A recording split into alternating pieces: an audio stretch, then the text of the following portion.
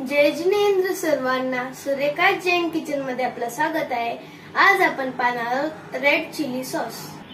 हे 100 ग्रॅम मिरची आहे, ह्याला स्वच्छ धुवून वाळून कापून चिरून घेतलेला आहे।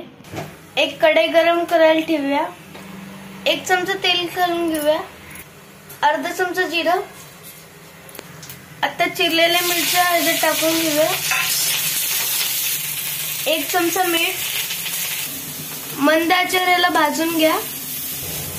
2-3 मिनिटे याला मंद आचेवर भाजून घ्यायचंय। 1 चमचा साखर, 2-3 चमचे पाणी। हे पाणी आटूसपर्यंत 2-3 मिनिटं मंद आचेवर ठेवायचंय।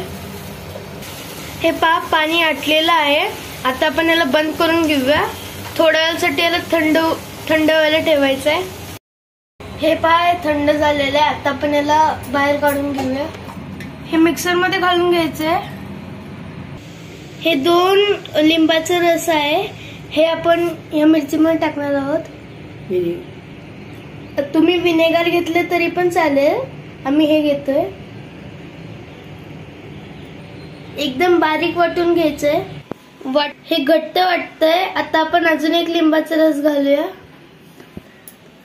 आम्ही थोडंसंच केलंय म्हणून आम्ही गाळणीने घालायला लागलोय।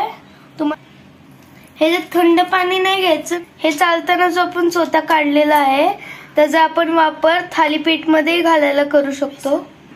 हे बघा किती छान दिसायला लागलाय। आणि तुम्हाला जर पातळ पाहिजे असेल तर तुम्ही लिंबूही घालू शकता, आणि जर तुम्ही विनेगर वापरत असाल तर विनेगरही घालू शकता। तुम्हाला जर आमची रेसिपी आवडली असेल तर लाईक, शेअर आणि सबस्क्राईब करायला विसरू नका। लवकरच भेटू आपल्या नवीन रेसिपी सोबत। तोपर्यंत जय जिनेंद्र आणि आमची रेसिपी पाहिल्याबद्दल धन्यवाद।